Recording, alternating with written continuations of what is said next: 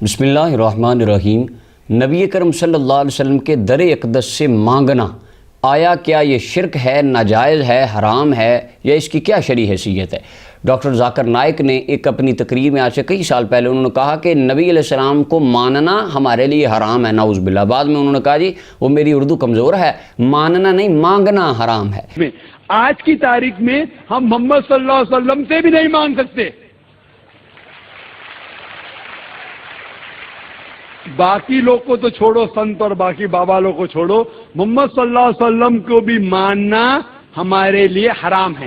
اور انہی کی نیابت کرتے ہوئے وہ جیلم کے کارخانے میں بیٹھے علمی کتابی حضرت صاحب وہ کہتے ہیں وہ کوئی حدیث میں آئے ہی نہیں، بلکہ وہ کہتے ہیں نبی علیہ السلام سے مانگنا نبی پاک کی گستاخی ہے، نعوذ باللہ۔ تو نبی علیہ السلام سے آج کی ڈیٹ میں مانگنا، آپ صلی اللہ علیہ وآلہ وسلم کو مدد کے لیے پکارنا، اس نے کیا کہا تھا؟ حرام ہے ڈاکٹر ذاکر نائک نے۔ میں کہتا ہوں یہ نبی علیہ السلام کی گستاخی ہے۔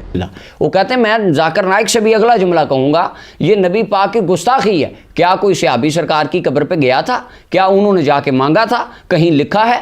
جی آج میں یہ بتاؤں گا، واقعی یہ لکھا ہے۔ صحابہ حضور کے دربار پر انوار پر جاتے تھے اور وہاں پر جا کر اللہ سے دعائیں کرتے تھے، اللہ ان کی مرادوں کو پورا کر دیتا تھا۔ سب سے پہلے یہ حدیث مبارکہ یہ مصنف ابن ابی شیبہ امام بخاری رحمۃ اللہ علیہ کے استاذ ہیں، ان کی کتاب ہے، 7ویں جلد ہے، مکتبہ امدادیہ کی مطبوعہ ہے، اس کا پیج نمبر 482 ہے۔ حدیث پڑھنے سے پہلے یہ بات جان لیجئے کہ اس حدیث کو امام ابن عساکر نے تاریخ دمشق جلد نمبر 56 اس کا پیج نمبر 489 اس کے اوپر امام ابن عساکر نے اس حدیث کو بیان کیا۔ امام ابن حجر اسقلانی جو اہل حدیث کے نزدیک بھی بڑے معتبر امام ہیں، یہ فتح الباری ہے، اس کی دوسری جلد ہے، اس کا پیج نمبر 629 اس کے اوپر امام ابن حجر اسقلانی فرماتے ہیں یہ حدیث سند کے اعتبار سے صحیح حدیث ہے، اس کی سند بالکل ٹھیک ہے۔ سند پر تو انشاءاللہ میں الگ سے گفتگو کروں گا، اس پر جو اعتراضات کرتے ہیں۔ اس کے بعد یہ البدایہ والنہایہ امام ابن کثیر جلد نمبر 7 ہے، صفحہ نمبر 98 ہے۔ امام ابن کثیر کہتے ہیں ھذا اسناد صحیح، اس کی سند بالکل صحیح ہے۔ امام ابن حجر کہتے ہیں سند ٹھیک ہے، امام ابن کثیر کہتے ہیں سند ٹھیک ہے، امام قسطلانی مواہب میں کہتے ہیں سند ٹھیک ہے، امام زرقانی شرح میں کہتے ہیں اس کی سند ٹھیک ہے، امام ذہبی تاریخ الاسلام میں تائید کرتے ہیں، ابن تیمیہ اقتضاء صراط مستقیم میں تائید کرتے ہیں، اور یہ 1400 سال بعد جیلم کے برف کے کارخانے میں بیٹھ کے کہتا ہے نہیں یہ تو حدیث ہی ضعیف ہے۔ سند پہ انشاءاللہ میں الگ گفتگو کروں گا۔ حدیث مبارکہ سنیے، حدیث نمبر 35 ہے، حضرت فاروق اعظم کے فضائل کے باب میں۔ حدثنا ابو معاویہ عن الاعمش عن ابی صالح عن مالک الدار، حضرت مالک الدار جو فاروق اعظم کے غلام تھے، وکانا خازن عمر علی الطعام، یہ ایک کھانے پر ان کی ڈیوٹی تھی، فاروق اعظم کے غلام تھے اور ان کے سیکٹری تھے، اور یہ تابعین میں سے ہیں۔ وہ فرماتے ہیں اصاب الناس قحط فی زمن عمر، حضرت فاروق اعظم کے زمانے میں قحط پڑ گیا، مدینے میں بارش نہیں ہو رہی۔ فجاء رجل الی قبر النبی صلی اللہ علیہ وسلم، ایک بندہ، وہ بندہ کون تھا؟ ان کا نام امام ابن کثیر لکھتے ہیں کہ ان کا نام نامی اس میں گرامی حضرت بلال بن حارث المزنی رضی اللہ تعالیٰ عنہ تھا۔ وہ رسول اللہ کے ایک صحابی تھے، وہ آئے نبی اکرم صلی اللہ علیہ وسلم کی قبر انور پر۔ فجاء رجل الی قبر النبی صلی اللہ علیہ وسلم، وہ رسول اللہ کی قبر پہ آئے، عرض کیا کر، ہاتھ باندھ کر، یا رسول اللہ استسقی لامتک فانہم قد ہلکوا، یا رسول اللہ اپنی امت کے لیے بارش طلب کیجئے۔ یعنی وہ رسول اللہ سے ڈائریکٹ خطاب کر رہے ہیں۔ ان کا عقیدہ تھا کہ آقا کریم علیہ السلام اپنی قبر انور میں زندہ ہیں، مجھے دیکھ رہے ہیں، میری بات سن رہے ہیں، اور سن کر اللہ سے کرنے کی قوت بھی رسول اللہ رکھتے ہیں۔ یہ مصطفیٰ کے صحابہ کا عقیدہ تھا۔ کہتے ہیں کوئی صحابی گیا تھا، دکھاؤ کہاں لکھا ہے؟ میں کہتا ہوں یہ دیکھو امام بخاری کے استادوں نے لکھا ہے۔ اچھا پھر یہاں کہیں گے امام بخاری نے اس حدیث کو کیوں نہیں لکھا، امام مسلم نے کیوں نہیں لکھا؟ میں کہتا ہوں آپ کے ابا جی، آپ کا نام محمد علی ہے، آپ کا نام محمد حسین کیوں نہیں، محمد حسن کیوں نہیں؟ تو کہیں گے جی نام ابا جی نے رکھا تھا، ابا جی کی مرضی، میں نے تو نہیں رکھا تھا۔ تو میں کہتا ہوں امام بخاری بھی، صحیح بخاری بھی امام بخاری نے لکھی تھی، تو ان کی مرضی، ان کے کچھ اصول تھے، ان کے کچھ قوانین تھے، ان کے کچھ پرنسپلز تھے جن کے مطابق انہوں نے صحیح بخاری لکھی۔ وہ خود فرماتے مجھے 1,00,000 حدیث یاد تھی، لیکن بخاری میں انہوں نے صرف تقریباً 7,000 یا 9,000 مقررات وغیرہ ڈال کر لکھی ہیں، باقی انہوں نے کیوں نہیں لکھی؟ اور جو تاریخ الکبیر میں امام بخاری حدیثیں لکھتے ہیں، صحیح بخاری میں نہیں لکھتے۔ میں کہتا ہوں وہ صحیح بخاری میں کیوں نہیں لکھی؟ آپ اس کا جواب دے دیجیے، اس کا کوئی جواب نہیں ان کے پاس۔ صحابی رسول عرض کرتے ہیں یا رسول اللہ اپنی امت کے لیے بارش طلب کیجئے، فإنہم قد ہلکوا، وہ ہلاک ہو گئے۔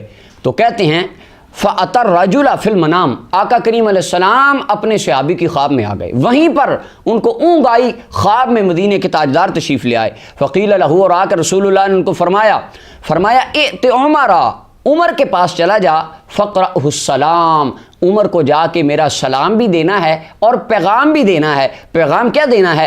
اخبرہ انکم مستقیمون، عمر کو سلام دینے کے بعد پیغام یہ دینا ہے پریشان نہیں ہونا، اللہ تمہارے سارے کاموں کو درست فرما دے گا، بارش آ جائے گی، پریشانی چھوڑ دو۔ وقل لہ علیک الکیس، علیک الکیس، اور عمر کو جا کے کہنا چکنا رہے، حکومتی معاملات کو اچھے انداز سے سر انجام دے۔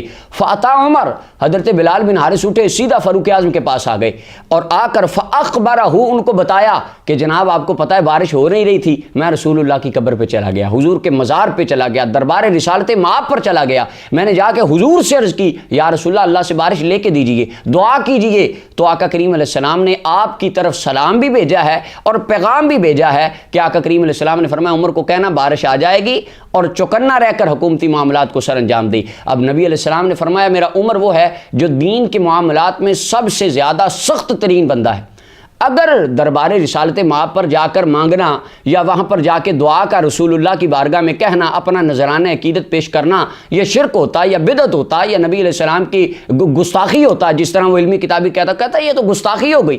اگر نعوذ باللہ یہ گستاخی تھی تو میں آپ سے سوال کرتا ہوں فاروق اعظم نے حضرت بلال بن حارث کو سزا کیوں نہیں دی؟ حالانکہ نبی علیہ السلام فرماتے ہیں سب سے سخت بندہ عمر ہے۔ چاہیے تو یہ تھا اگر شرک ہوتا، بدعت ہوتا، حرام ہوتا، آپ وہیں پر لٹا لیتے، کوڑے مارنے شروع کر دیتے، سزا دیتے کہ تو نے شرک کیا ہے، تو نے تو بدعت کی ہے، تو نے تو حرام کیا ہے۔ لیکن کیا فاروق اعظم نے کیا کیا؟ فاروق اعظم کی آنکھوں سے آنسو آ گئے اور عرض کرنے لگے یا ربی لا آلو الا ما حجزت عنہ، اللہ میں کوتاہی نہیں کرتا، اللہ میں درستگی سے حکومتی معاملات کو، اس کی اسٹیبلشمنٹ کو سر انجام دے رہا ہوں، مگر جن کاموں سے عمر عاجز آ جائے تو اس پر عمر کی مدد فرما۔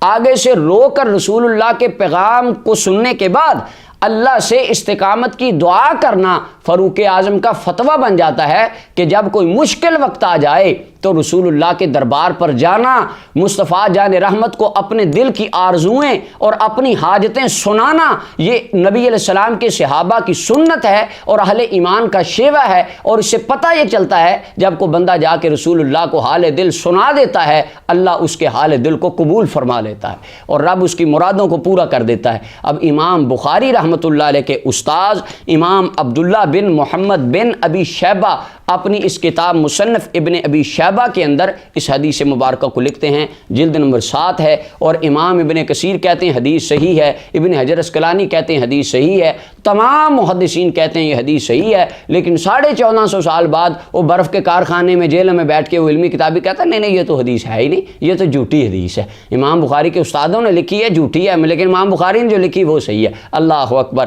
تو یہ آقا کریم علیہ السلام کے صحابہ کی سنت ہے اور نبی علیہ السلام کی امت مبارکہ کا 1400 سال سے یہ طریقہ چلا رہا ہے۔